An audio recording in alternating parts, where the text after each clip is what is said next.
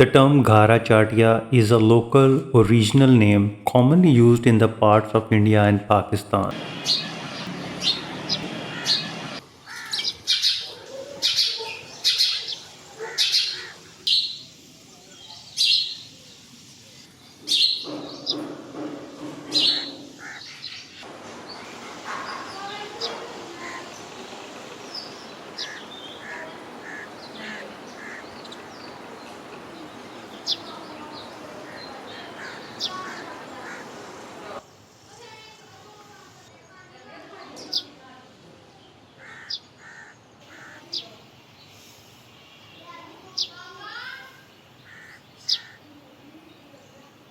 For a small bird known for its chirpy, repetitive sound near houses and villages. The name Ghara Chatia literally means house bird or the one who lives near homes. It usually refers to the house sparrows. The sound of the house sparrow is a series of cheerful chirps and chattering notes.